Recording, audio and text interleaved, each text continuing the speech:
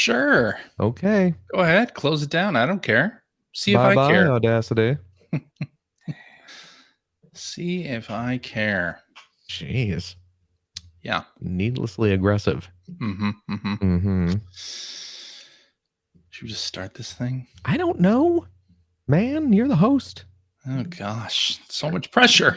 You got the most blows. Pressure. Like that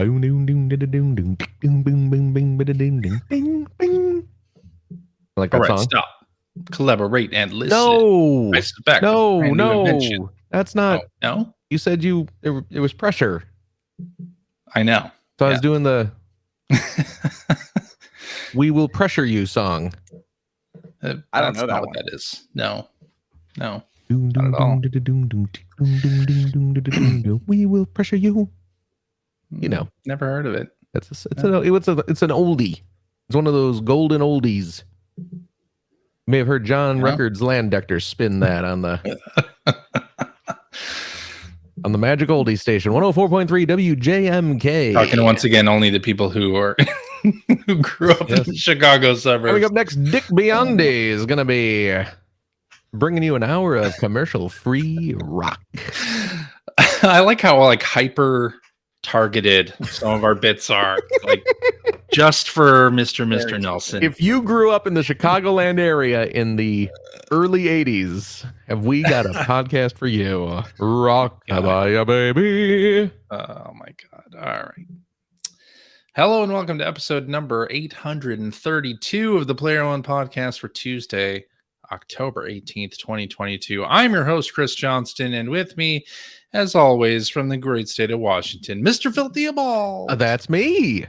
That is you. Hello. Welcome. How's it going?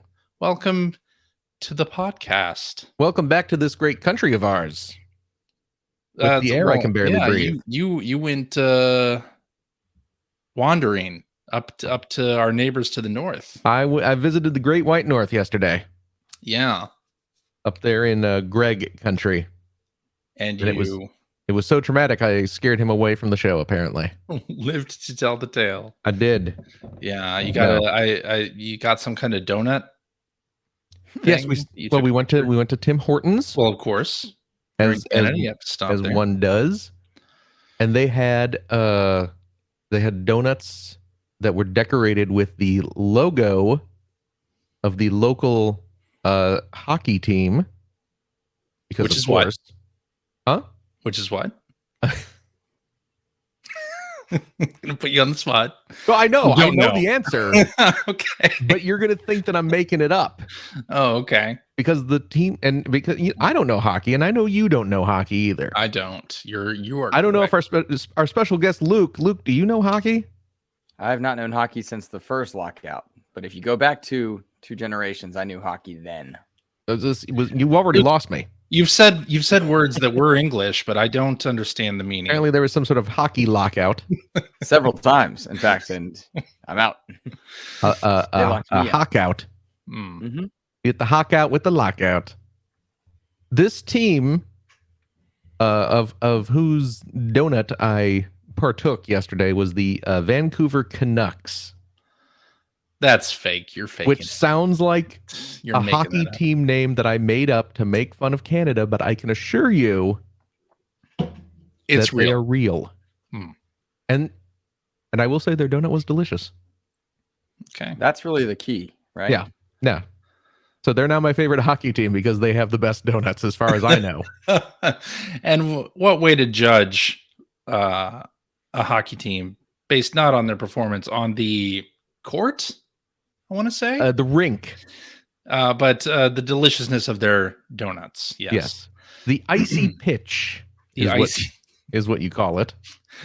I see. Yeah. The green, is that it? No, because it's like white, I guess. But I thought that was just what they called it, even though it's ice, not green. It's translucent. Weird. The squared circle is what they call it. Yeah. Well, of course, as you mentioned, Phil, we have a special guest with us. Mr. Luke Lohr of the Xbox Expansion Pass podcast is here with us. Hello, Luke. I am. How you doing? Great. Great. Thank you for having me. It's usually a customary Sunday evening for me to fold the laundry, put it away, and listen to you guys chat about the games on the video formats. And here I am with you. I did my laundry ahead of time. Oh, You should have saved it and done a live fold. Oh, I'm sure CJ would have loved that. Can you podcast tonight? Yes, I can. Hold on, guys. yeah. I have to fold my laundry while we're video casting. We could have found out what brand of dryer sheet you use. It's true. Well, I Yeah. think we were on the cusp of a new Twitch genre. Really, I mean, Livefold? they got the hot tub streams. Yeah. Laundry streams is like the next thing, right? You know what you do? You get a little Tide, you pour it into the hot tub. You got a twofer. I mean, if only G4 had discovered that. Too laundry soon. stream- Too soon. Too soon. Too soon. Ouch. Too Oh soon. boy. Damn. Here we are. Yikes! My goodness. What has it been? Hours, CJ? An My hour. goodness. Let it percolate a bit. My gosh. Yes. In Yes. fairness, we've known about it for months, Well, in his defense. Yeah. G4. I mean, I didn't watch their comeback. Sorry, I didn't watch anything. Well, it's your fault now. It's You're my the one. fault. You're the guy. I know. Yeah. But it sucks to, of course,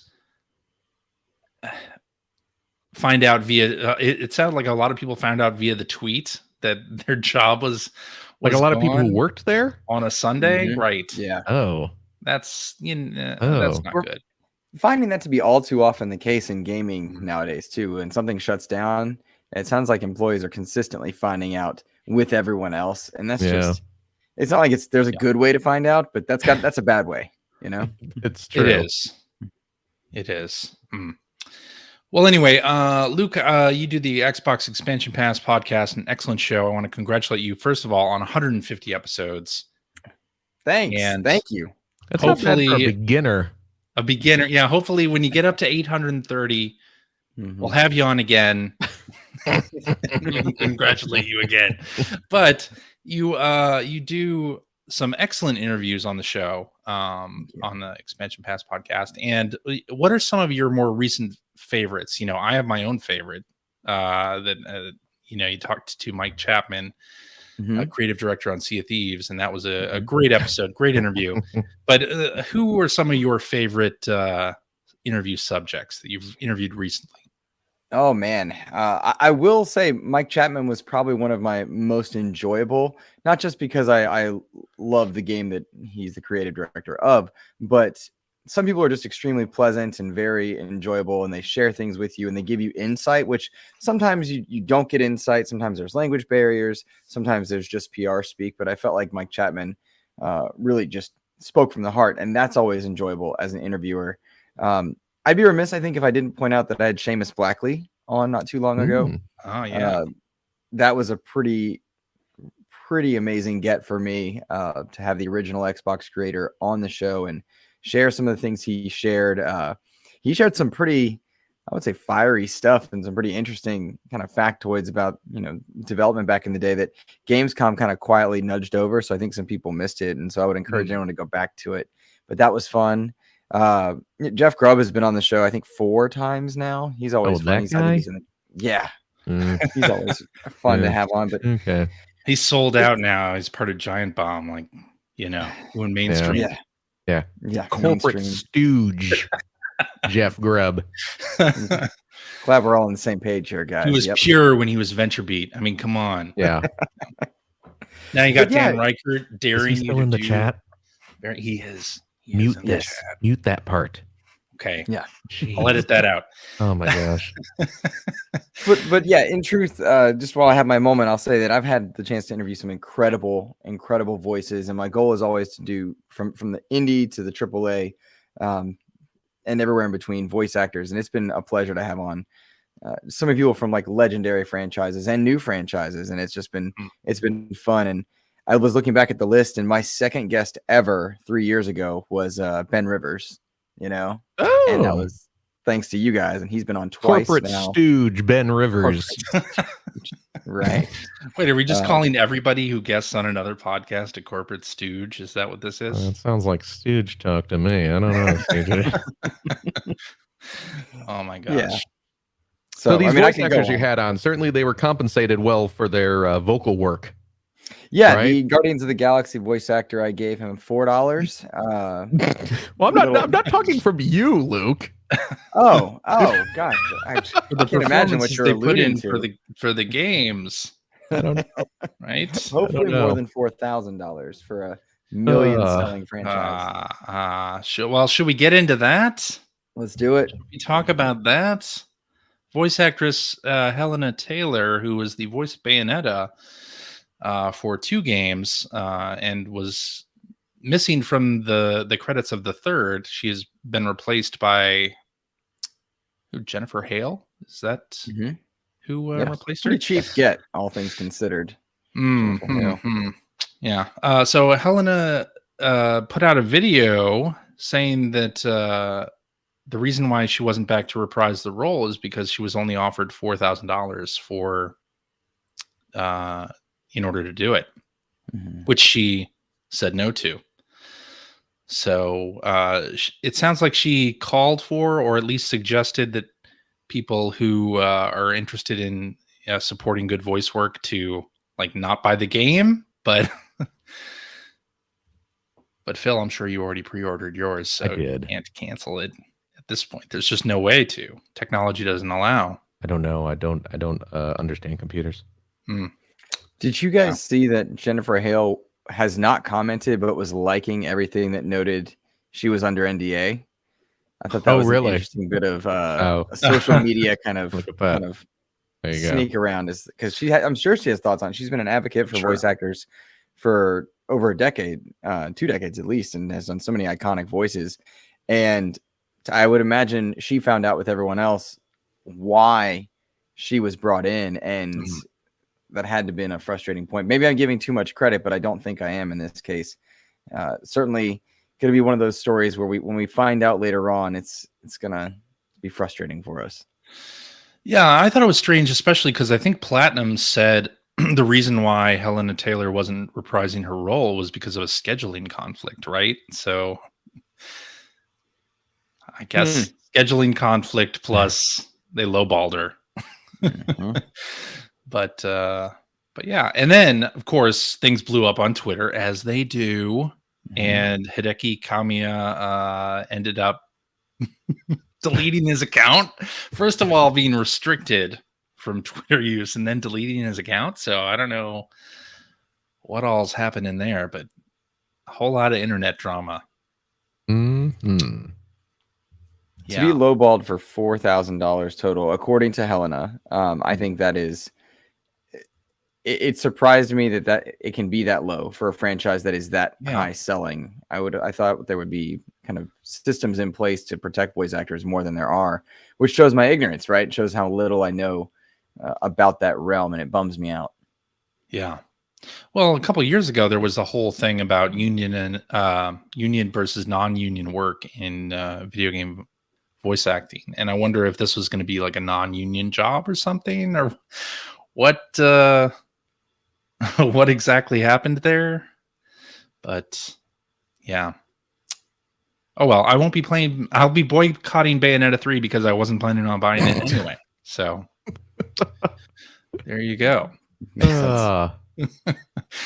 All right. So last week, Meta announced the Quest Pro. Ooh. Yeah. New bargain headset. at twice the price. Well, the price is $1,500. A bargain at about a quarter of the price. And it's focused, of course, on business applications. They really want to get into the productivity space, which, of course, everybody I know who has an office job is talking about VR. Let me tell you something. There's nothing I love more at work than going to meetings. So what would be more fun than having to put on a big old headset and go stand around in a virtual room staring at a bunch of dead-eyed avatars of my coworkers? Because having a VR headset on during a meeting would just be, Just a comfortable thing to have on your face. That's what you want. Now, is this everybody goes into the same conference room at work and puts on their headsets there? Like, are the headsets meant to stay in the meeting rooms, or do we all have one at our desk? I don't know. They didn't show that, I don't think. They mostly showed remote people putting on the headset. I really hope that corporations are going to have special VR meeting rooms where everyone has to go there and put on the headsets and then sit next to each other in a virtual space. That sounds terrible. That sounds terrible, Phil. No, I don't want that. No. But that's really what they're leaning on. So much so that the Quest Pro website only has a passing mention of games. And, that it's compatible with the Quest library of games. But there don't seem to be any Quest Pro specific games in the lineup at this point. Teams are going to find out that they're being fired in the middle of a game of Beat Saber. Ouch. Yeah. That's it softens the blow. The you know? Well, what song is playing? I don't know. I should have come up with something ahead of time. What, Crowded House, Don't Dream It's Over? Sure. Okay. I didn't know that one. Breaking Up is Hard to Do? Under Pressure. That's a good one. Under Pressure. Yeah, there you go. But anyway, Meta, of course, not only announced the Quest Pro, but they also announced that they acquired the studios behind some of the larger VR games recently. That is Armature Studios, who did Resident Evil 4 VR, which is very good on the Quest. If you've not played it, you should check it out. And Camouflage, which did Iron Man VR on the PlayStation. Yeah. So they are now part of Meta. And also Twisted Pixel got purchased. You may remember them from the hit Xbox 360 arcade game Splosion Man. Oh yes, that's where I was wondering where I'd remembered it. But I liked Splosion Man. That's kind of neat to hear that. Splosion Man was a good game, yeah. It was. And then they kind of disappeared. And I guess they started doing VR games, and now they're part of Meta Studios. So. Oh, okay. I read that Zuckerberg was saying Meta Quest would not be a gaming specific platform. Their focus is not gaming, and they're trying to make it kind of lead into the business world and the medical world, which is probably the right thing to do, despite the fact that it's not quite as relevant to us, because what they're really angling for is the specs that you guys are wearing, those to be digital overlays, right? AR, VR kind of overlays, but it's like 20 years out, and I do not want to be part of the R&D project for prepping that stuff. But the idea of like architectural work or medical work or whatnot, that seems really cool. But gamers aren't, I think, into that for a bit. No, and it's weird because, like, to me anyway, games seem like the biggest way to expand their market for a device like the Quest Pro, right? Like the business applications, to me anyway, seem like a demo really of what could be in the future, but it's not proven out, whereas games are proven out already. It's a good point. It's a good point. They had that person from Accenture on their stream talking about how their employees have Quest headsets. And I just really wonder, like, what the opinion of the people using that stuff day to day actually is. I know they have them. Do they like that? I don't know. It's a good question. But it's unfortunate that, games are kind of playing second fiddle for the Quest Pro stuff. But the rumor is that we'll be getting Quest 3 sometime in the future. And that a lot of the stuff that's integrated into the Quest Pro will trickle down to the Quest 3. So we'll see if that happens. Yeah. What's the right price point to get you in on a Quest 3? I would pay upwards of I'd pay like 500 or 600, depending on like what the specs of it are. If it's comparable to something like some of the better PC VR headsets, I'd be very interested in that. I mean, CJ really wants the specs appeal. specs appeal. Yeah, there you go. Specs appeal. My goodness. There you go. I mean, the thing about the Quest that I like the most is no cables. Makes sense. Yeah. So they don't really have to do much more than that to get me in. Just I don't guess add any cables and we'll be fine. no cables, no problem. Yeah. Mhm. But you get like Moss Book 3 or something on there. I'll be all about that. Yeah. Are you into VR, Luke? Have you experienced virtual reality at home? I have never put on a VR headset. Never. Never. Well, like outside of like the early 2000s Disney World type thing. No, never. I don't actually have a real interest in it. I maybe I would if the games were specifically targeted at me, but even with like a small VR game, a small Batman game, a small Iron Man game, a small Batman game, a small Star Wars game, I still haven't felt the need to go get one. It just doesn't appeal to me to spend that much money. Gaming for me is often sit with a controller in my hand. Even xCloud or mobile gaming is less enticing to me for video games the older I get. I guess I'm just classic, and then I just want to sit with a controller in my hand. But it'll only take that one experience, right? It'll only take that one game before I'm like, you know what? Never mind. This is for me. And then I'd change my opinion. So, okay. So let's say you're sitting across from Mark Zuckerberg and he asks you point blank, Luke Lore, tell me what game That's a spot I on need impression. to make. Hold on. Let me just erase all emotion from my face. There you go. Yep. Drain the color from your face. Drain the color. Luke, what game can we make for the Quest that would make you invest in virtual reality? Well, great lizard overlord Zuckerberg, leader of the free will humans. I hope you Titanfall enjoyed the 3. guinea pig I offered you. Yeah, really.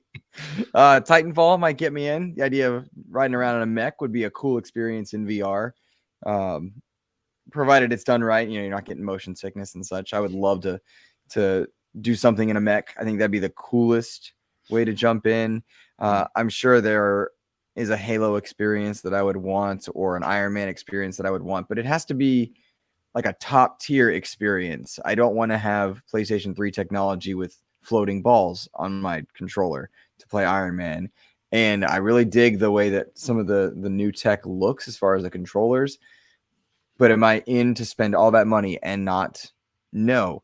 And I think the other element for me, CJ, is that I want. No, please call me Mark. Oh, sorry, Mark. Here's the thing, Mark. Let's just or get real, Zuck. Mark. You can call me Zuck. The Zuckster. The Zuckster. So I have all this money invested into the Xbox ecosystem. I have plenty of money invested into the PlayStation ecosystem. Do I really want to go into another ecosystem where my gaming is divided, where my own games are gone? So if there is an integration level, if you could bring me a Titanfall 3 experience into MetaQuest, and then somehow I can access that game or my Xbox library, which they're doing sort of via the cloud now for MetaQuest 2, that would get me in. But I don't want to lose everything, all the progress I've made in other ecosystems for just one game. That to me is the biggest thing. Do I want a piece of technology that further divides my time in gaming, which is limited across three platforms, PlayStation, Xbox, and then Meta or VR or whatever? Yeah. So does that mean you're more interested in PlayStation VR 2 than you would be a MetaQuest thing? Not yet. Proof and pudding and price point. Like, price point has become a bigger issue. It's ironic that it's a bigger issue for me now. I have more expendable income than I had 5-6 years ago. But because time is so limited, do I want to spend the dollar means something different to me now? Right. Interested in PSVR 2 on a very passive level, but still no until I've got that full-on experience. Like, even the Star Wars X-Wing experience for Battlefront 2 wasn't enough to push me into that realm yet. But when they streamline it, when it looks cool to use, when I'll feel cool using it, and when the price point is not abusive, then I think I'm more likely to be there. But I couldn't get behind PSVR 1 at that price point at the time. So take that for what you will. Well, no one ever looks cool using VR. That's just But I want to look cool. not a thing. Yeah. But what price are you thinking you would hop in to VR for? Like PSVR 2, 400. let's say Sony 500. 400? Yeah, 400 is probably the magic price point for me because I already own the consoles, right? And how are we looking? Are we looking at this as a new platform, a new console, or are we looking at this as an add-on experience? And that's the odd kind of navigation point for the console manufacturers to navigate for VR. For sure. Like that's the element to me that's tough. Yeah, definitely. Yeah. And I think, you bring up a good point about dividing your attention to another platform. I think that's why a lot of people have not hopped into VR yet. And I think once you do kind of dip your toe into that, as I did earlier this year, as Phil did earlier this year, you find that there are a lot of really cool games, but you've never heard of them because they're not on other platforms. Yeah, right. Like Walkabout Mini Golf is awesome, but you don't know about it if you're a console gamer because there's no Walkabout Mini Golf on PlayStation, Xbox. Yeah. It's a VR only kind of thing. So hopefully that will. I never would have change. tried Swarm if you hadn't been selling it to me, CJ. I know. And it's a great game. Swarm it's is a ton awesome. of fun.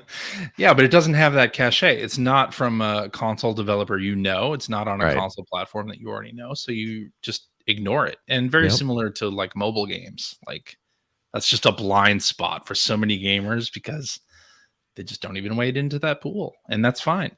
But I hope that with PSVR 2, more console makers start doing that Titanfall game in VR or like a Predator game in VR or something cool. Like let's bring some big licenses and some sort of bigger experiences. And PlayStation has kind of done that in the past with the first PSVR with like Doom and Skyrim VR. Those were on PS4, right? And Iron Man VR, of course, is the last thing I think they packed in with the original PSVR hardware. But yeah, it'll be interesting to watch how this whole thing evolves and whether Meta starts leaning on games again instead of this productivity stuff. Anyway, let's move on. So Gotham Knights really hit a little PR fumble this week when people found out that it was going to only be 30 frames per second on console platforms, no performance or quality mode selectable. What do you think? Is this going to prevent you from purchasing the game, Luke? Not at all. No, it certainly is a frustrating point for sure, but I was always going to be on the superhero game. I'm a huge Batman fan. The chair I'm sitting in is like a Batman Secret Labs. Arkham Knight is my favorite game of all time. I was always going to play Gotham Knights no matter what, right? Like it could be getting 4s in reviews or could be having all types of problems. This is one of those games that I was going to buy no matter what, because it is what it is. And I think we all have those couple games that are going to be like that for us. It certainly is frustrating. I'm the guy that often plays in performance mode, 1080p, 60 to 120 frames. I like that. I don't need 4K. My eyes don't catch 4K. I just want smooth gameplay. I will say that it makes perfect sense. They didn't tell anybody. It makes perfect sense. We're finding out now in this way, because how do you spin that otherwise? It's odd that they dropped the last gen and they don't have a performance mode. I think it's strange for sure. And I'm hoping that it's one of those games where after playing it for a few minutes, you don't realize it's 30 frames. I'm that guy. Like I don't see the difference in frames after a few minutes unless things are side by side. So I'm hoping that's the case with it. But for sure, It's not stopping me. I understand why it's stopping some. I think there's a bit of an overreaction in some cases, but by all means, wait and see. Like, watch the reviews, find out. If it's not a smooth 30, then that's a big problem. If it's a smooth 30 and the features are there for the superhero fans to enjoy, then enjoy. So, do you think it's just become an expectation now that next gen games are going to have the performance mode that lets you get 60 frames a second? I mean, we've got games from Sony and from Xbox that have those selectable quality modes. Is that, is Warner Brothers made a stumble here that will perhaps guide other publishers in the future? are you asking me? Yeah. Yes, 100%. They did make a big faux pas in not having this ready to go. I'm sure they would have wanted to. It's not like teams don't omit things that people want to make them upset or anything like that. So I'm sure that that's in the works. They're working on some element of it. But yes, this is a problem that it's not launching with it. It's become the expectation from AAA experiences. For goodness sakes, Gears of War 5, which came out years ago, has a 120 frames per second mode on the Xbox Series S. And that's a AAA experience that's doing a lot of compute to get its visuals out there. And so, yes, it is something that needs to happen and be standard. I do not think it's going to be as tragic, but it is going to count against them. And people are going to bring this up in the media space. The only thing that's benefiting them, CJ, is that Modern Warfare 2 is coming out in this same week, as is Plague Tale Requiem. And so they might get lost in the shuffle there while they get their 4-player combat mode that comes out in November ready, while they get that performance patch going. That might help. Yeah, but if you get lost in the shuffle, isn't it hard to claw that back? They chose this week of October, and they moved it up, by the way, because it was going to come out 2 or 3 weeks after this Friday coming up. So, and mind you, there are review versions out there. I didn't get a review code, so I'm not under NDA. Like, I don't know how it plays right now, but there are people playing it. But I also know that on the way or out there right now are review codes for Plague Tale and for Modern Warfare 2 and a few others that are just big. And so they chose this month, like that's also on them. This year, October, November is just crazy. There's so many games coming out, especially in this next week and a half. It's like everybody decided to release their game right now. So fun. But yeah, I mean, I think the more important thing here for me anyway is that I don't judge a purchasing decision based on frame rate alone. Like, I definitely want to hear more about the gameplay. And I played Ratchet and Clank Rift Apart in 30 frames a second. So as long as it's a smooth 30, I'm fine. Yeah. I'm fine with that. Phil, are you going to continue? Are you now boycotting Gotham Knights because it's not 60 frames? I'm boycotting Gotham Knights because Zack Snyder's not involved in it. My man. Thank you, Phil. Yes, go. sir. A man of taste. I appreciate it. Henry Cavill's back. Guys, let's talk about it. We got a whole new podcast here. You've opened some doors. Oh no. Wait, what have you done? I just said that because I know Luke is a big Zack Snyder nerd. So what real quick though, just because I don't want to get too off on a tangent about this, what's going on with Henry Cavill? So he's friends with Dwayne "The Rock" Johnson. I've heard of him. It's been spoiled for everybody at this point, but is this a spoiler? I don't think so. It's Dwayne's saying it himself. Okay. So he's saying it all in all the marketing junkets. Spoiler warning anyway. Yep. For Black Adam. Go ahead. Black Adam. If you can't figure it out, Henry Cavill makes an appearance in Black Adam. Okay. Which is very exciting. He's back in the DCEU. The question becomes, which version are they going to take as canon?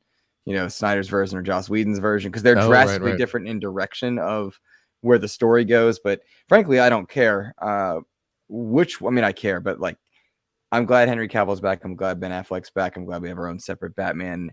I'm glad that we get these actors that are good in their roles despite the mess that is what it is, they are good in their roles. So I appreciate that I get more of that. So Okay. Yeah. Good. All right. Good. Yeah. Well, Yes. Sorry, I could go on. I think we can table that for Fair now. CJ For doesn't now. care. That's what he means. That's also true. I watched. I finished up Rings of Power. That's not a. I That's did not. That's say- not DC. It's not. Oh damn! No, that is not. All right. Internet I did told as me I was well, supposed though. to hate that. But Was it Green good? Lantern You guys has a like it? ring, isn't that? No. It's well. That's one of them. Okay. There are 9 rings. Okay. Yeah. All right. Three to the elves, 1 to 9 the to- Lantern Corps. Yeah. 5 to the Planeteers. Uh-huh. There it is. Yeah. Uh-huh. And then 1 to Sonic the Hedgehog, so he doesn't die. Smart. As long as Good he hangs recovery. on to it. As long as he has one, Yeah. he just That's all needs he one needs. ring. That's all he needs. That's the Sonic 3 movie is gonna tie that all together. Oh, I see. Yeah. Yeah, that'll be the real metaverse. Ben Schwartz was on James Corden's show saying that. Okay. Well, I'm stoked. I can't Does James dispute Corden have you a because TV I don't- show? I think he does. Does he? I don't know. I Sounds don't like much you would. care for James I Corden. wouldn't be able to fact check you anyway. Really? Phil. Okay. Yeah. All right. Well, if you're a Silent Hill fan, it's been a long dry spell for you, but good news. There is Things are getting short and wet. there's an event on Wednesday, October 19th, That got me. where they're going to apparently reveal something. The latest updates on the Silent Hill series, which of course, what has been going on with the It's Silent Hill series? PT2. Nothing. PT2 is coming. I don't think so. Get ready. You'll have a week to download it, and then they're going to take it away again. That's right. So Wednesday, October 19th, 2 p.m. Pacific. I probably won't be watching, but maybe you will. Out there in podcast that a- land. That's a little message for the for all the listeners. Yeah, that's right. I know I won't be listening, but maybe you will. Maybe It's you so will. hard to trust anything they say, right? Like, what I, is for this? one, I can't wait for the Silent Hill pachinko adventure that we've all been waiting for. Exactly. all been waiting for Konami to announce. Or the Remember- NFTs, the Silent Hill NFTs. Oh, there you go. Mhm. Ah, perfect. There's a Own good your own chance you're pyramid right. head variant. There's a good chance you're right. Look, it's a Yeah. hastily drawn pyramid head. He's got a big pot leaf medallion on. He's got some sunglasses. He's got a little angel halo. I mean, how long has Konami completely screwed with Silent Hill fans? Like the past couple years, they've been like, all right, we have new Silent Hill goods in our online store or something like that. And it's like, make a new game, guys. I mean, come on. And then it's probably gonna be something mobile, right? Like a Silent Hill MOBA for Android phones. My fear is you're right with NFTs, though. Like, I really think that's a good possibility. I Like, hope not. Oh, you made the God. joke, but here we are. Yeah. Well, anyway, let's get into what you've been playing. Luke, since you are our guest, why don't you kick us off? What have you been playing, sir? Oh man, not Gotham Knights, and I say that with a source of pain and definitely entitlement, for sure. There's a really good game that I've been playing. I just downloaded it prior to us chatting, and I'm Hyboxia. Now, see, when you can't remember the name, you got a problem. I'm typing that in because I want to know. Hyboxia. Yeah, that's a really cool shmup game. I discovered it because it kind of created by Lilimo Studios, which is co-owned by the controversial Colin Moriarty, and he has an affinity for shmups, and I guess that led to him creating a game. I don't know the story behind it, but it was just a couple bucks on Xbox Live, and I enjoy shmups, and it's got this really cool mechanic where the game your ship progressively gets better as you gain points, and you can add to and upgrade your ship, and then go back and replay levels. But the levels do this really neat thing where you'll be doing a vertical shooter, and then you'll transition to a horizontal shooter, kind of mid-level, and it adapts with the boss fights. And I got a real Resogun vibe, which was fun, but it wasn't at all like Resogun. I don't know how to describe that, but I got a reminder of the two. Each game seemed to remind me of each other. So Hyroxia, I've been playing. That's been really fun, for sure. And then beyond that, CJ, it's been the standards. I just wrapped up Cyberpunk. That's been really fun. I have a lot to say about Cyberpunk. Now, had you been you'd been avoiding it because so many people had said that it was good, right? Right. Like yeah, I hype. stayed away from Cyberpunk. Yes, exactly. Well, Just I stayed ran away with itself.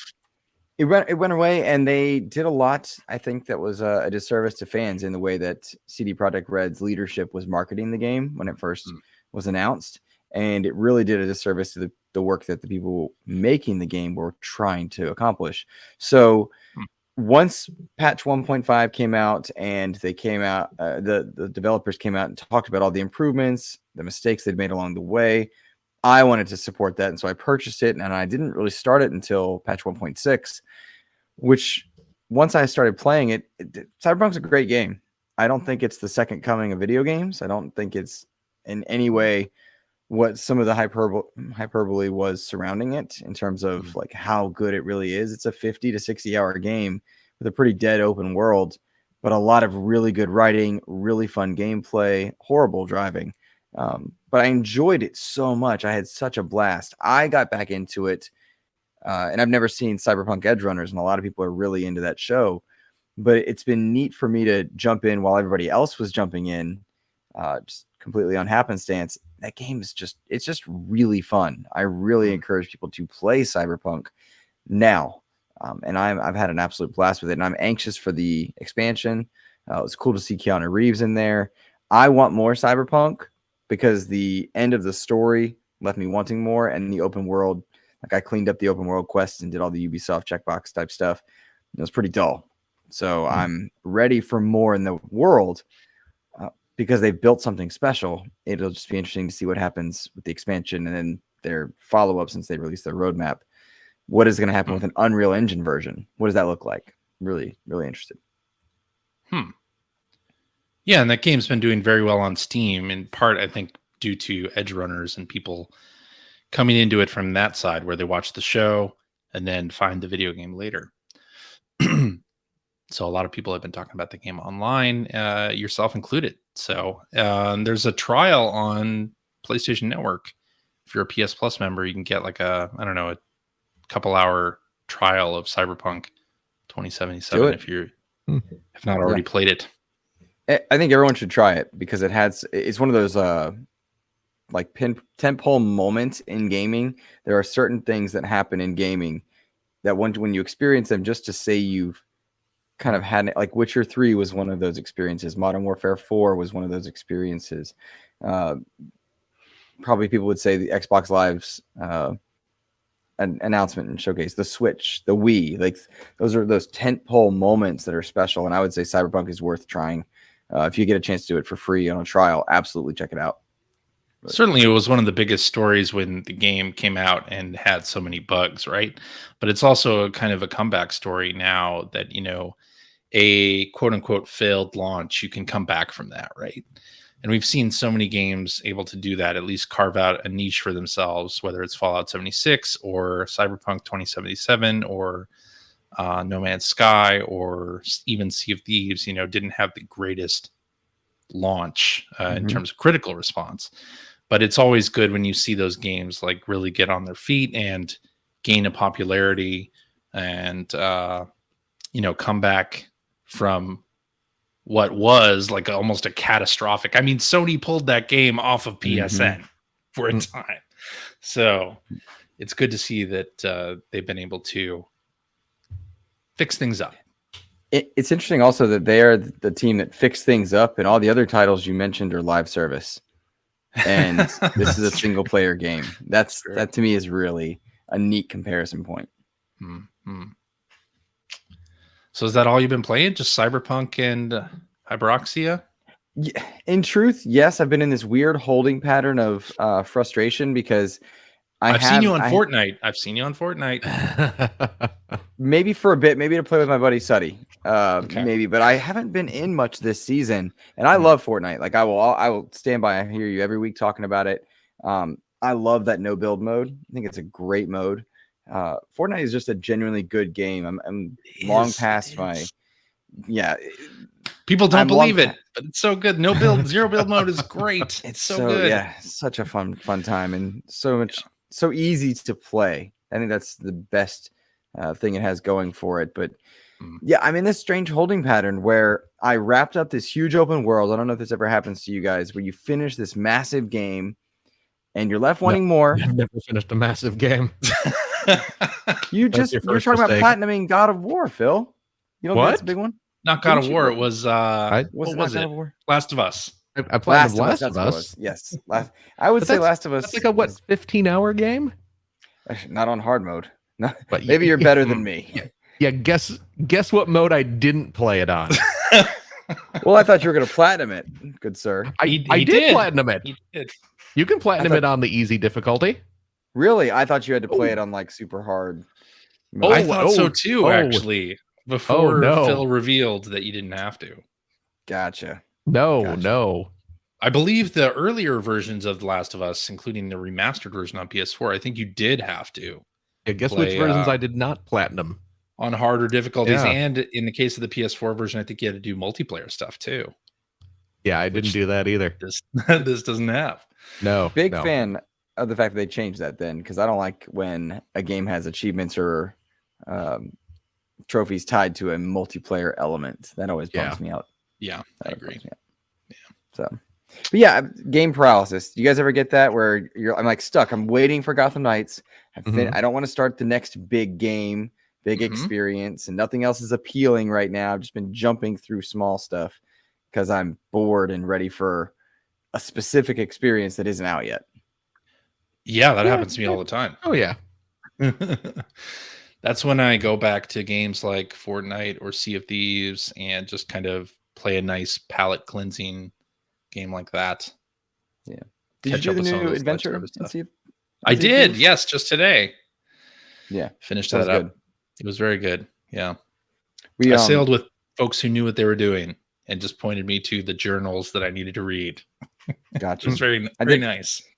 I did it solo, and I will note, because I know Phil's not into Sea of Thieves, but I had an interesting conversation with Mike Chapman last week or 2 weeks ago now about time-gated content in a live service game. And that to me is a really fascinating trend. Like if you don't play the story in this time for this live service game, Destiny does this, Fortnite does this, then you miss it. And that's a very strange thing for me to think about, all the resources that go into creating stuff. And the 2 weeks, 3 weeks gone. And it's gone in a blink of an eye. You can't play. Nobody can play that part anymore. Yeah, it says a lot. It's strange. And we talk about game preservation a lot on P1P and others. And it just surprises me. Yeah, I think games nowadays, like a lot of those things, it's just you're never going to be able to go back to experience a particular patch or a time in a live service game's life. Like I think Overwatch 2 underscores that quite a bit, where so many people were like, oh, Overwatch 1, I love Overwatch 1, the 6v6 stuff, and now it's 5v5, like, and I don't like that change, and I don't like this other stuff. It's like, yeah, you cannot go back to the previous version of Overwatch now. Like that's just not going to be a thing. Yep, agree. Anyway, that's it for me though. Okay, Phil. You? What do you got for us? Not much. Not a much. Not a much. Not a lot. Not much. The best of both worlds. To be quite honest, just playing kind of the same old stuff. Picross, Taiko no Tatsujin. I've been dipping back into Rogue Legacy 2 this week, just because it's Rogue Legacy, and you know I loves it. I did download on the Microsoft Xbox Game Pass service the Kill It With Fire game. I tried that one out. What'd you think of Kill It With Fire? It seems cute. I played the first couple levels of it, and this is the game where. Did you talk about this on the show before? I don't think so. Okay, I couldn't remember if you had or not. I played it with my daughter. Okay. Yeah, so the premise of this game is it's like a first person game where you are in a house. It starts off you're in a house and you just got to kill spiders. You're exploring around, opening up drawers, moving stuff around on shelves, and every now and again you'll get a little musical sting and a little spider will jump out and start scuttling around the room, and you have to, it starts off where you got to whack it with your clipboard, because you have a clipboard that has some tasks you need to accomplish to earn things. Sure. I guess I don't really know what completing your checklist of goals necessarily does. But there are tasks that you can do within each stage, and so you can whack the spiders with the clipboard, but then you'll find like a lighter, and you'll find some hairspray, so you can make a little impromptu blowtorch to burn the spiders. And it seems like as you progress further, the destruction becomes more destructive. Okay. I mean, I'm assuming. Like I said, I've only played the first few levels so far, and it's just kind of going around burning spiders and stuff. But it's a silly little game where there's a light kind of physics stuff where you can pick up books off the shelf and throw them down at the ground to squish the spiders and things like that. So okay, it seems cute. Okay. So, did you play that with Finn at all, or I have not. He had heard of it. Oh, okay. I haven't played it with him yet, but yeah, he did. He had heard of the game. He's probably watched some people play it or something on YouTube. Yeah. But yeah, it seems like a cute little game. Okay. It's hard to get Finn to play anything that's not Roblox at this point. Yeah. Yes. My daughter How goes through those frustrating is that phases. for you? You know what? I don't care. It's his game. He has fun playing it, Sure. That's cool. Me getting mad because my kid's playing Roblox instead of a game that I would like to play or a game that I have fun with would be like my dad being mad that I'm sitting around playing Super Mario Brothers instead of watching an old Davy Crockett movie. That's Good very for you, man. specific, Phil. Well, my dad enjoyed the old Davy Crockett movies. All right. So, I see. Yeah. So yeah, you know what? Him and his friends, they love Roblox. They bounce around between the various games in Roblox. So you know what? Let the kids play their damn Roblox. What do I? Exactly. You know what? Yeah. It ain't my place to say what entertainment he should enjoy. He didn't give two poops about Star Wars. Whatever. Who cares? All right. Who cares? Nice. Yeah. But yeah, that's really all I've been playing lately. All right. Not a whole lot. I'm kind of in this. I don't know if you guys have ever had this sort of like a gaming paralysis where you're just kind of like waiting for something. Yeah. Yeah. So What game are you waiting for, Phil? Yeah. What is it? I'm waiting for whatever Batman nonsense is coming out. I don't know there's something. Picross Batman. Got it. That's the one. Oh man, if there was a Batman Picross, forget it. You'd be all over that. Best Batman game ever. What is the next game you're looking forward to, though, Phil? What is the next one I'm looking forward to? I mean, I don't want to say Bayonetta 3. But it's Bayonetta 3. You stand with Kamiya? How didn't say that. dare you? I didn't How? say that. You said she should be paid even less? Whoa. Hold on. Hold on. So much less that it circles back around to an extraordinarily obscene amount. That's not how numbers work. I think that's how I used to be a teacher. And if I remember the way, because the number line, it's more of a number ring. It's not. So it you get to the end, and then you pop back around. I think it's been a minute, but Let's see. I don't know what else am I looking forward to this year. What else is coming out this year? I mean, I don't want to say anything work related, but you are looking forward to that stuff, of course. I don't know what you're talking Wink, about. wink, nudge, I don't nudge. know what you're talking about. Buy My 2 boss copies of is the thing. not White Tiger. Yeah. What else is coming out this year? I mean, I'm you know what I'm Well, curious God of about the War? God of War. You are You going to know, play I- God of War? Huh? You play God of War? You know what? I'll probably play God of War. I've talked about this on the show before, where I recognize the God of War games are all great. Yeah. And I'll try every one, and I play it for half a dozen hours or so, and then just kind of drift away from it. And it's a me problem. It's not something that's wrong with the game. They just don't click with me the way they click with so many other people. But Yeah. I'll give it a try. I'll certainly when that try it. happens, do you feel fulfilled? Like, do you feel like you got your experience out of it, or do you feel left wanting? I just kind of, I guess it's the former. You know, I don't know. I don't know if it's the characters don't click with me. You know, I don't know if it's the setting.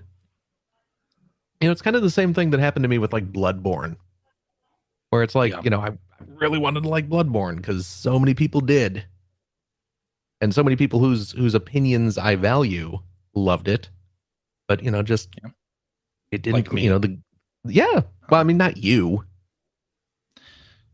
but other Mr. people. Badbit. Huh? Joseph Moran. Exactly. You know who that is. I don't. Smile and nod. Sure. Yeah. Sure. But yeah, just some games I try and they don't click with me, and I'm hoping. I mean, Horizon Zero Dawn, same way, right? Yeah. And Yeah. Forbidden West, it's like you can, appreciate what a well-designed game Yeah. it is, Right. but you may not necessarily want to stick around that world. At least for me, like open world games or games that give you too many quests too quickly, Right. I just get decision paralysis there. Like, where am I Right. going to go? Yeah. Like, do I really want to do any of this? Yeah, but I mean, we'll see. I have no doubt that Ragnarok is going to be fantastic. But you're really looking forward to Sonic Frontiers. But when you got a new Sonic game coming, what hope does any other game have? That's also true. Yeah. Are you guys Callisto looking forward to Protocol. Frontiers? Callisto Protocol. Sorry. What's that, Luke? Well, I'm sorry I cut you off. I'm quietly very excited about Frontiers. Oh, really? There's a morbid curiosity because Morbid curiosity. because Sonic has done this to me, right? Right. But the trailers, there's something about it that I do like that I'm seeing. It's hard to put my finger on it, and I would not be one to say like this is going to be great. I'm watching reviews for this one because if they're decent, I'm in. Right. Whereas I know that I'm in for Callisto Protocol just because of the pedigree of people working on it. I know I'm in on God of War, the pedigree of people working on it, and Right. Previous experience. But there's a quiet curiosity happening with Sonic Frontiers because not a lot of PR for this game at the moment that I know of. Yeah. Oh, Bill Mudron in the chat, Atari 50th collection. You know what? That one just popped into my head, and yeah, kind of quietly. Absolutely right. Atari No, 50th is November 11th, right? That comes out. Yeah, I do have that. I do have that pre-ordered. Oh, you know what? Excited about that. You know what other little kind of under the radar game that I have What's that? pre-ordered that comes out in a couple weeks? Well, about 3 weeks that I'm actually really hoping is good because I'm very excited about it. What? Is the new Arkanoid game. Oh, right. Arkanoid Eternal Battle is coming. And Yes. that's definitely one of those weird little stupid games that I'm probably... Well, and that has like a battle royale mode to it too. It does. Yeah. It does. So is this going to be my... This is your entry into the battle royale genre. I like Tetris 99. Yeah. I don't know. Maybe Maybe Arkanoid Battle Royale is Maybe also gonna. You know, there was a demo of that on Steam for Next Fest. The Arkanoid Oh, really? game. Yeah. Oh, I don't know if you man, caught that. I don't know if it's still up there now. I'll have to check but and it was see. there. Yeah. I have it. I do have it pre-ordered though, so Excellent. I'm very excited. I need a paddle controller though. Can't help you there. Well, yeah, get working on it. Because let me tell you, that Arkanoid DS, where they had that little custom paddle controller that you plugged into your system, was incredibly good. Excellent. Yeah. I don't know. But yeah. Alrighty. That's it. Not much this week. I see. What about you? I had the pleasure of going to Portland's Retro Gaming Expo this past Portland, weekend. Oregon? Portland, Oregon. Yeah, that's a good one. Oh, is there a bad Portland? Is there a bad one? Yeah, we don't like to talk about it. We don't talk about that one? Okay. Yeah. Silly me. Well, yeah, I was at Portland Retro Gaming Expo, and because I work for Enhance. Some people may already know that, and we were doing some Tetris Effect connected tournament stuff there as part of the Classic Tetris World Championships.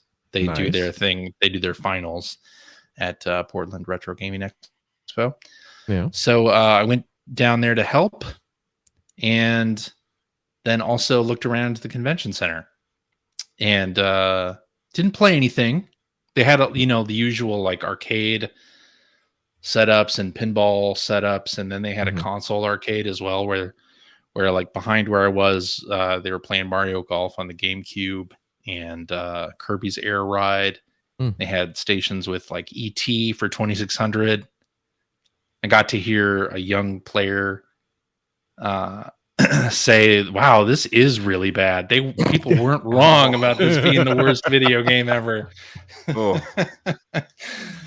But so yeah, that was a lot of fun. Got to watch a lot of super skilled Tetris players just kill on the NES version of Tetris and on Tetris Effect Connected, which was very cool.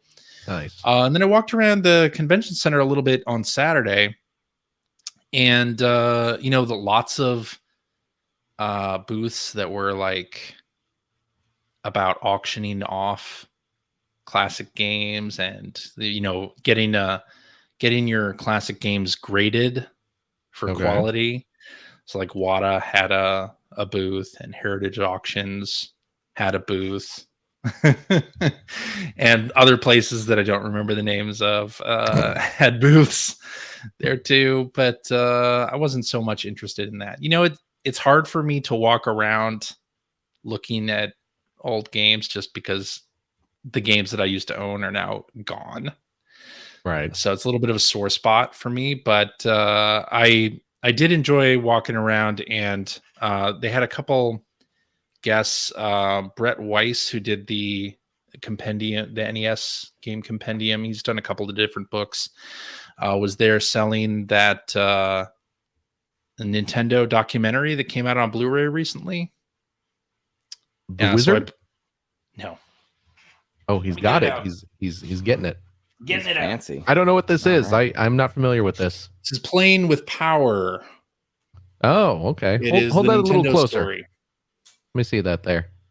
Playing with Power, the Nintendo story. Okay. Yeah. So it's a Blu-ray, but I think you can get it on demand as well. But they have it's a Nintendo documentary, and nice.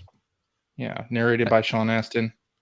Have you watched it yet? I have not watched it yet. No. Okay. But Brett Weiss signed my copy of it. Oh, very good. Nice. Cool. And then Sean Astin did the voice. He's the narrator. And then Warren Davis had a booth. He is the creator of Qbert. Yes. And so I picked up a Qbert marquee poster. It's like a poster of both versions of the marquee. Both versions of the marquee, exactly.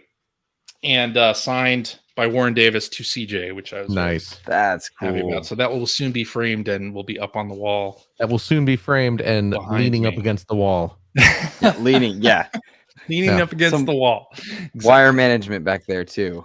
CJ. Yeah. Not that I can talk. Well, don't look at the wires. But sorry. So yeah, it was a pretty fun show. I did not get to play Atari 50th. That was there, Right. the Digital Eclipse booth. But Did yeah, you I had a go? fun time. Did you steal anything from the Art of Nintendo Power Guys display? No, why would I You do should, that? because Why? because it's a cool crime. Ooh, now I Ooh. have the sneakers that were on the track and field issue of Nintendo Power. But I Yes, EJ. no. Why didn't you think of that? That's an I- elaborate heist. I don't do crimes. Yeah, Sorry to yeah, say. like Charles Manson didn't do crimes. I get it. Yeah. Well, You have your what? legion of loyal followers to do it for you. I get my minions to do it for me. Exactly. Did you seriously what? though? Did you go look at the Art of Nintendo Power stuff?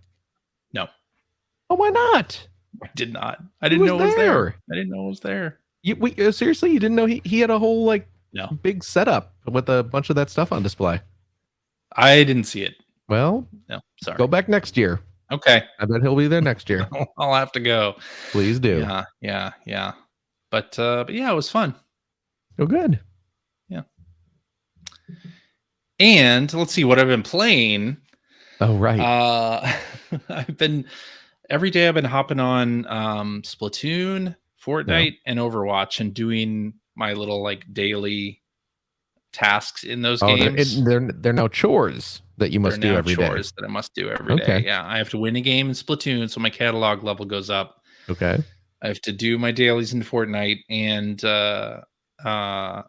do my dailies in Overwatch as well. When video games become chores, I don't have to do it, but they're fun little excursions. Okay, So I go ahead and do that. Okay. It's relaxing. It's fun. Oh, good. It's a chore that's fun. Good.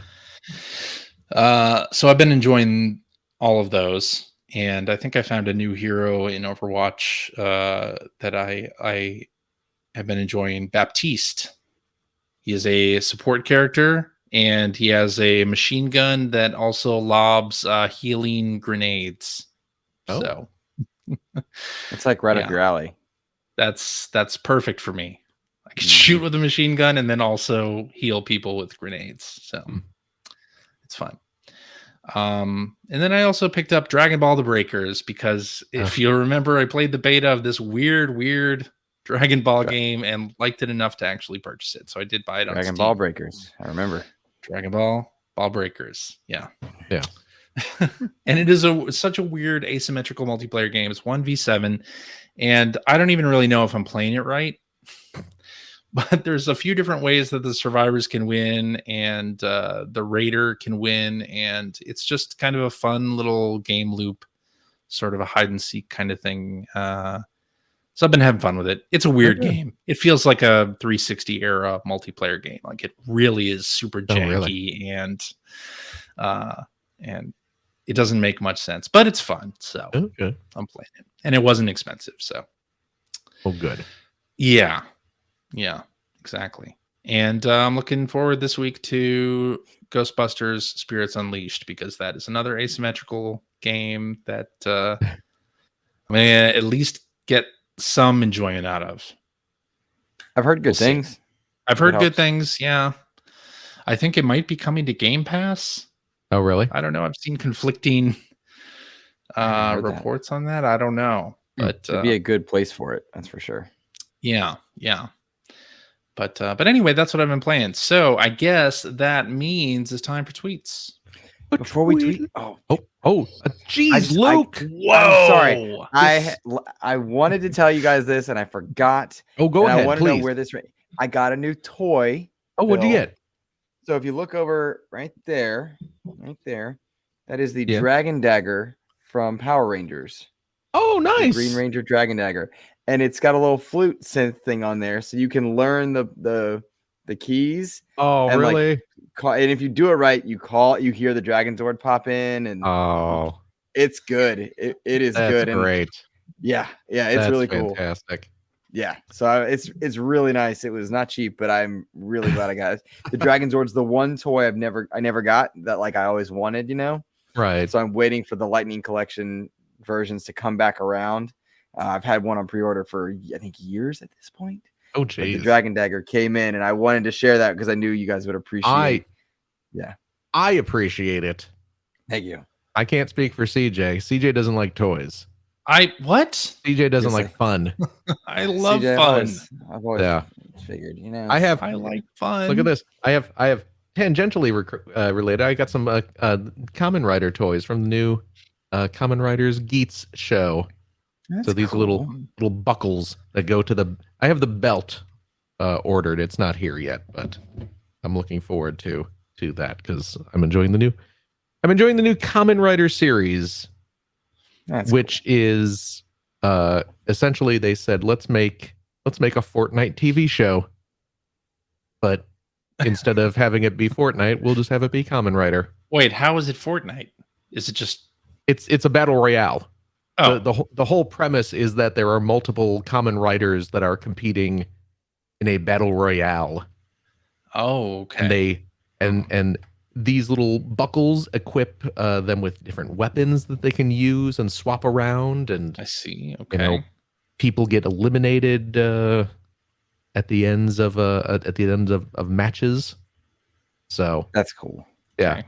and all the Kamen Rider suits are all like kind of different animal themes. So they all kind of look like Fortnite characters basically because they have big goofy cartoon robot animal heads. Mm-hmm. So That's neat. CJ That's looks neat. very perplexed. Phil proving he's just never played Fortnite. What do you mean? All the characters have big cartoony heads. No, not all. Not Some. all, but Just some. Are you going to tell me some? You're going to tell Phil, me you some? would Don't? enjoy teaming up in no build mode with your buddies. I think you would enjoy Yeah. that. I'm not like shilling for it because I was I know. anti Fortnite for a long time. I know. But when I'm I not get in anti Fortnite. You know what? This is another one of those games that I recognize is really good. It just doesn't click with me. Gotcha. Yeah. You know? Gotcha. Fair. And I'll pop in occasionally and play a match or two as RoboCop. Sure. I mean, why not? Sure. But it I- doesn't hold my attention for very long.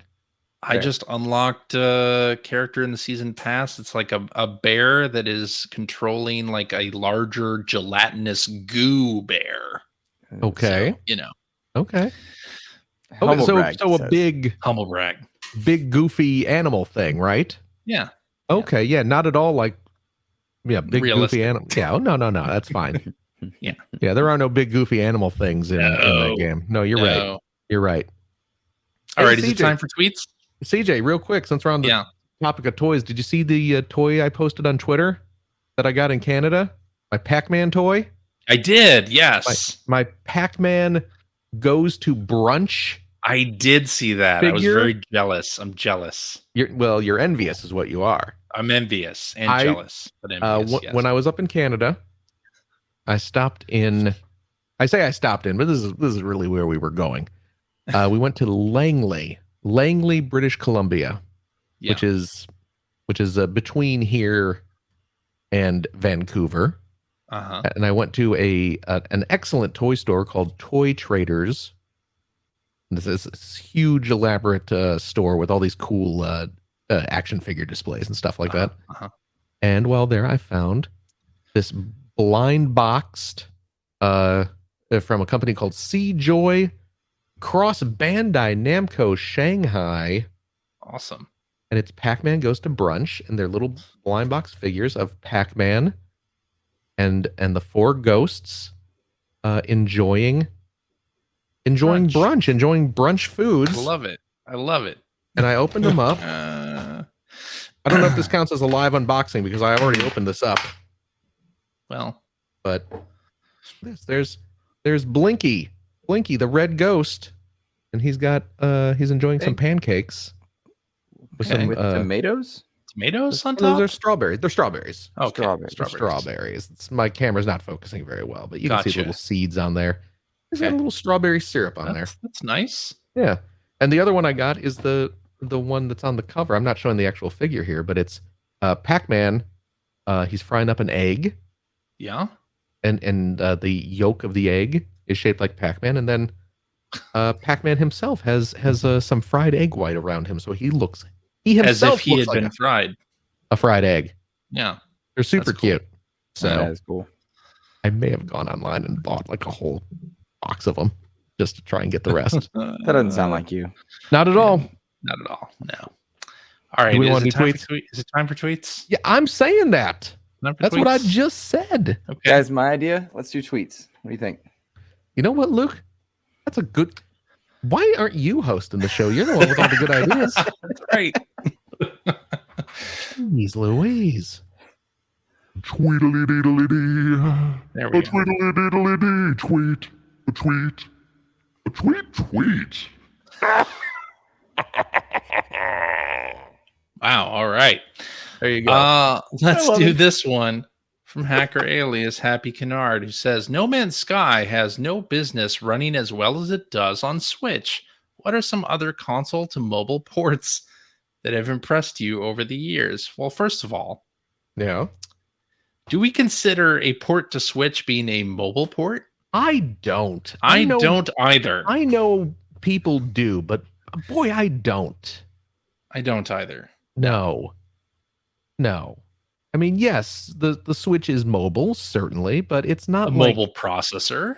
yeah, it's not. Yeah, it's not an Android device, right? No. This isn't. It's not a This phone. isn't- This isn't an Intellivision Amico. Nope.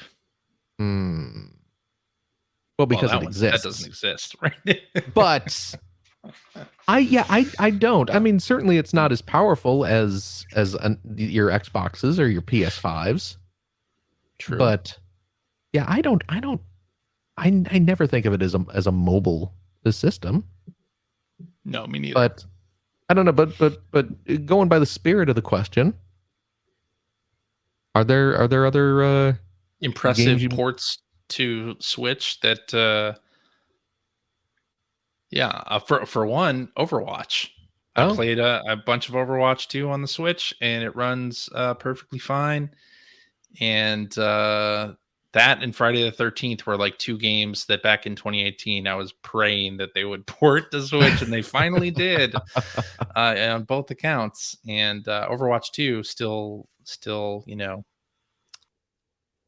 going strong, and Nice. it's a good port. It's a good Yeah. port. Fortnite is pretty good on Switch.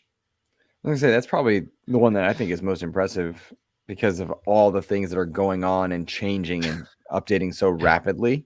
right? Yeah. Pretty impressive they're able to do that on Switch. That's very true. Yeah. Hmm. You know what's funny is that in 2017, you could whatever game it was, I wanted it on Switch. Is it on Switch? Is it coming Right. to Switch? Is it coming to Switch? And now we're impressed if a game is on Switch. You know, Right. which says a lot Exactly. because Where's we've only gotten the OLED upgrade, right? They have the light, Yeah. but no real upgrade to that hardware. It's been a No. while. Was it 27? Yeah, Breath of the Wild. Where's my 17, Disney yeah. Afternoon collection? Capcom. That's a good question. Why is that not on Switch yet? That's Capcom. an impossible port, Phil. I'm sorry, it just can't happen. Can't it doesn't handle it? have the power. Can't handle it. It can handle. Yeah.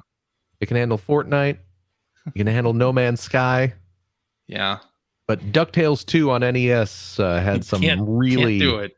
yeah processor pushing performance. Pally. Yeah. There you go. All right, let's do this one from Hacker Alias Namava, who says, I love a good success story like Monolith Soft hitting it big with Xenoblade Chronicles after years of mediocrity. Excuse me. After years of mediocrity, or Fire Emblem surviving cancellation at the last opportunity. What are some gaming stories that fill y'all with the warm fuzzies? Hmm. Gaming stories with the warm fuzzies, like developer stories, like comeback stories. Yeah, I think that's a good one. Just about anything, I would imagine. Well, I think the one that comes to mind for me is From Software doing basically the same game over and over and over and over again until it actually hit with Dark Souls. Well, Demon Souls first and then Dark Souls next. Like they had been doing similar games with like the Kingsfield series where Mhm. yeah, if you died, you dropped all of your stuff and had to go back and get it. and it just wasn't appreciated at the time when those games came out. And then over time, they just refined that idea and kept refining their style until, Demon Souls and Dark Souls. Yeah. And Kind of now, they got one of the biggest games in Yeah. the world. I mean, this is a recent one, so there may be some recency bias here, but I'm going to say the Cowabunga collection. Digital Eclipse getting a chance to make a Cowabunga collection, which is something that I never even imagined could happen, because just the concept of the licensing getting sorted out seemed so unlikely, and just why would anyone go through the hassle of trying to make that work? Would it actually be worth it? And then not only did they do it, and it's I'm assuming it's selling well, right? I don't know. I haven't looked at numbers, but it's certainly got a ton of positive feedback and good reviews and everything. Yeah.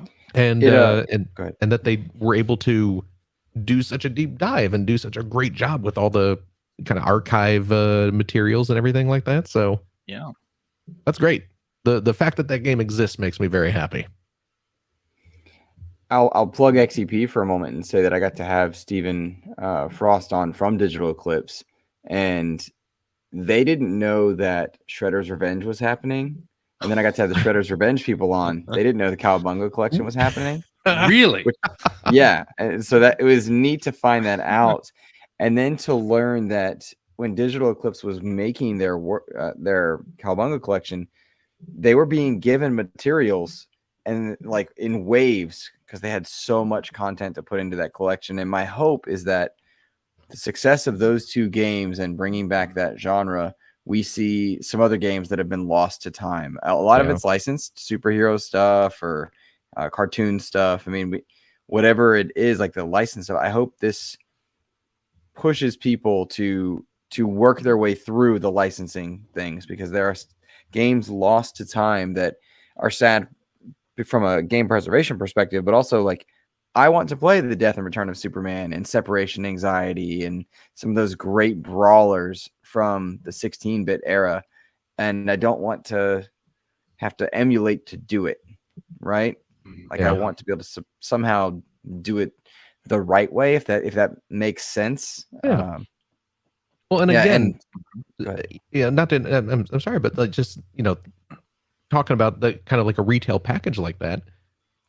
Games like that, especially like the comic book type stuff, there's going to be so much kind of supplemental, like, character sketches and level sketches and things like that. There's so much supplemental stuff that could be a part of that. That would be wonderful for us to see. Yeah. So. Agreed. Yeah. Completely. I also loved seeing Sea of Thieves go from a game that got so critically undervalued, let's say, to being like one of the biggest live service games around. Like the success on Steam of that game is crazy. Even now, like the amount of updates that they're doing to it is just awesome for a game that it seems like nobody was going to care about it 3 months after launch. Right. I am happy to see that it's still going strong. Well even now. Didn't the original Halo, weren't people kind of blowing that off at first before it came out? Like when they were showing it off at E3? I think you're right. Yeah, people were just like, ooh, this Halo looks kind of crappy. This is not going to be. And then it came out and it was huge. And then it was Halo. Yeah. Yeah. Talking about the first one from way back when? Yeah. Very first. Yeah. First shown at like Macworld or something, right? Yeah. As a completely different. It wasn't like an RTS or something at first. It was an RTS. Yeah. Right. But then even when it switched over to the first person shooter, I think people were still kind of just like, this doesn't look very good. And yeah, I think you're right. This is what Microsoft's hoping. Yeah. Yeah. But then it came out and it was Halo. Yes. All right, let's finish up with this one from Mac Aurelius Evil Monkey, who says, "How many hours are you going to spend using Excel in the $1,500 MetaQuest Pro?"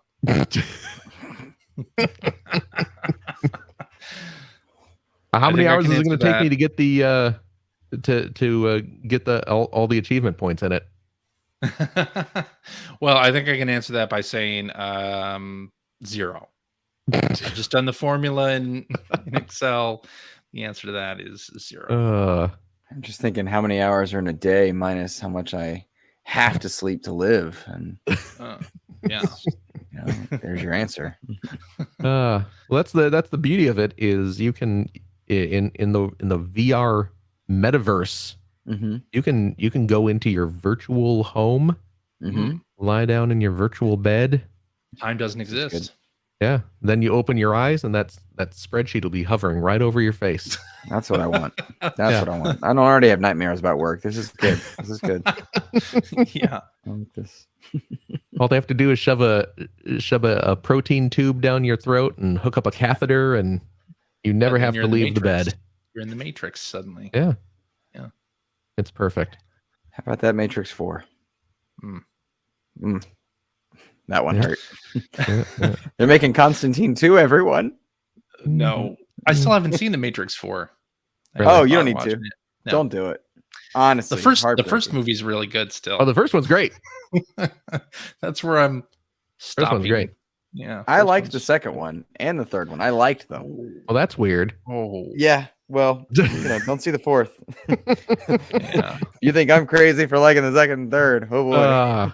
I mean, I went to see them on opening day, but I didn't like them. Yeah. I see. I loved them. I love the martial arts, and I like Keanu Reeves as a martial artist. But he threw approximately 1.5 punches in Matrix 4. Ah. Well, he had his new shield power. That's the only power. Boom, and push people back. You don't have to do anything. Yeah, man. I saw an article once that like this movie, like would he come back for a Matrix 4? And he's like, if the script needs it, if the script calls for it. And I'm like, I don't know, Keanu. I don't think the script called for it, buddy. I love you. I love it. And he's one of those people that like there are a couple actors like out there in Hollywood. You guys ever get like this where you just feel a kinship with them, even though you've never met them and you have no right to, but you're like, he's my boy. Yeah. If something happened to him, I'd be real upset. Keanu's one of those. Okay. One of those. Okay. I'm like that with Jodie Foster. That's why I shot President Reagan back in the day. He deserved it. When you were on the hit, never mind. He's going deep dive on this one. I know this cut. I got this one. Oh boy. I think that's a good place to end the episode. Really? Right? Someone's Right? hastily No. Googling right now. I don't know. what Look you it guys are up. talking about. Yeah, really, Look it it up. is a thing. Is it something from the movie Freaky Friday that I missed? No, What? This is a real world thing, Anyway, Wait, right, Phil? Freaky Friday? Jodie Foster. What? Jodie Foster had a stalker that also tried to kill Oh. a president. Yeah. Oh, okay. Well, there you go. I didn't get that. Yeah. Which Freaky Friday are you thinking about? I don't think that's Jodie Foster. The one in the 70s. Okay. Was that Jodie Foster in 1976? that? Yes, Okay. Was it? No. Jodie Really? Foster. I forgot about that. It's a great movie. Is it? It is. Okay. I'll die on Everyone- the hill. Everyone always says Contact or Silence of the Lambs for Jodie Foster. Contact is a great movie. It is. Right, That was one forgot of the first DVDs that I owned. I forgot she was in the original Freaky Friday. Yeah, Yeah. and John Aston is in. Oh, was John Freaky Aston Friday. in that too? Yes, Did he's the dad in. they switch bodies? No, Okay, because that's a body switching movie, right? it's a body switching movie. It's a body yes. switching movie. Okay. Yeah, absolutely. I would definitely right. watch John Aston pretending to be a teenage girl. Who wouldn't? Alrighty. Yeah. That's our show for this week. Thank you very much for listening. If you have a question for us or would like to comment on something that you heard, you can direct that at P1 Podcast on the Twitter, or you can go to our internet website at player1podcast.com. There you'll find blog entries about Sega CD stuff from Mr. Greg Stewart. You'll find Generation 16 episodes as they happen. Greg probably hastily putting one together right now for your viewing enjoyment. That's why he's not with us today. Oh, I don't know. No, that's probably not correct.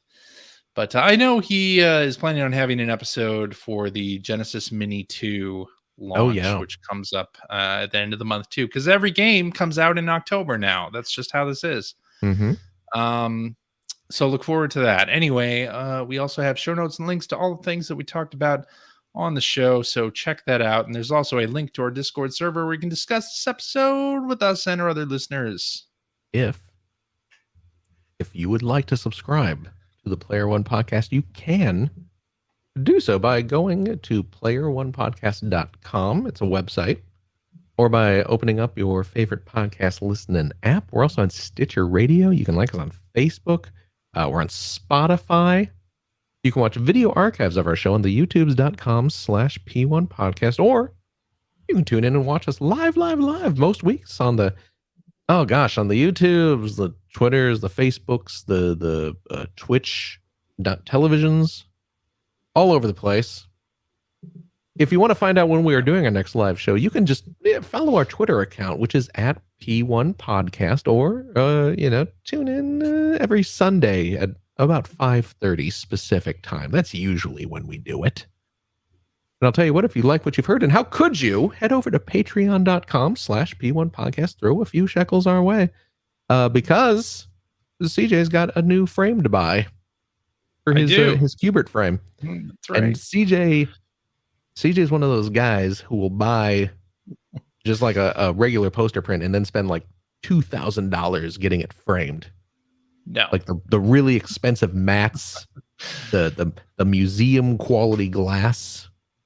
He gets all the proper lighting and everything. He gets some sconces to throw some nice light on it.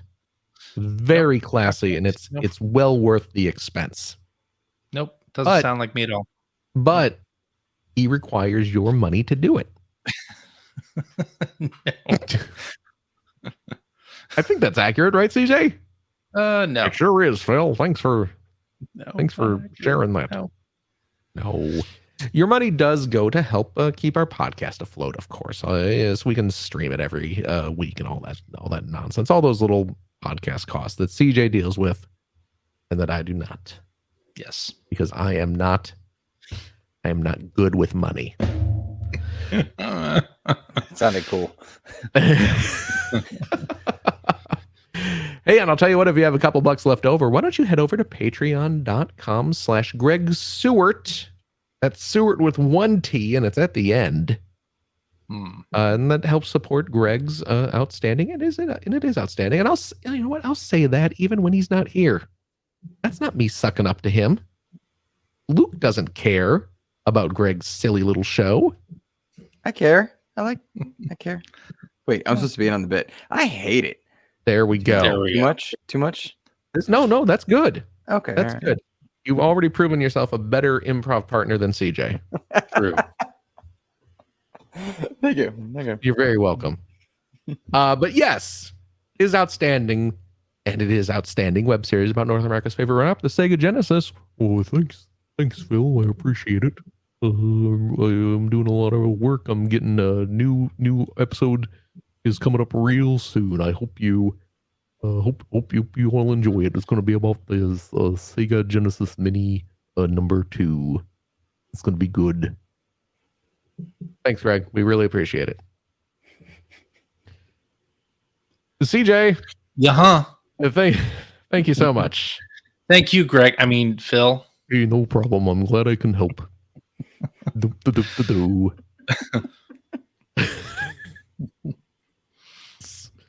Greg's always saying doop da doop da do. That's his catchphrase. Yes. Yes. Thank you, CJ.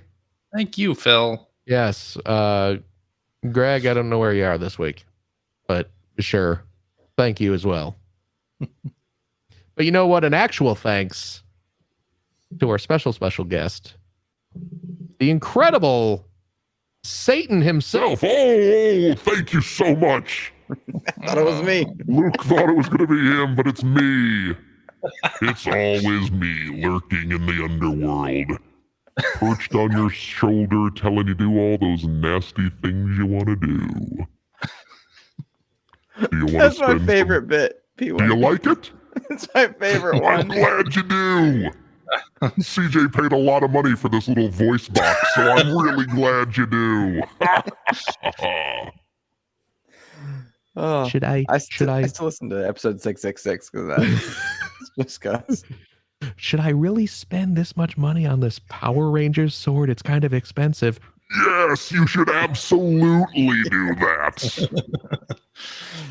You're getting You should get a big glass case to display it into, and it'll look so much nicer. Get us some LED lights in there to really make it shine. Wow. This is good advice. I don't know how I can go wrong. It's true. That's true. where I take all my financial advice from. No, seriously, thank you to our special guest Luke Laura for joining us this week.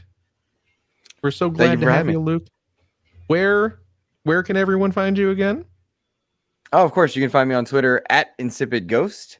You can find the Xbox Expansion Pass on all your podcast services and on the YouTubes. I did just hit episode 150. And as a Nice. solo show, that's pretty darn cool. I'm pretty proud of that, if I'm being honest. So As well you should be. That is great. Yes, quite a milestone. So Yes. congratulations for sure. And the show's Thanks. great. Everybody should definitely go over there and listen to Luke's awesome interviews and summaries of the news of the week. Thank you. I appreciate it, guys. Of course. No, and thank you again for coming on and bringing the quality of the show up. Absolutely. A solid replacement for Greg, if ever there was one. Absolutely. And of course, a big old thank you to you. Yes, you. Not you, Luke. But nope, not this time. Not you. I already thanked you. You don't get two. Fool me once. I'm thanking our listeners, our wonderful, wonderful listeners. Every single one of you. Remember, as always, oh, hi, kitty. My cat's here. As always, take care of yourself, your family, your loved ones, your friends. Do what you got to do. Be safe. Enjoy life and all that it holds. And we hope, beyond hope, to see you next week. Goodbye, dear friends. Bye-bye.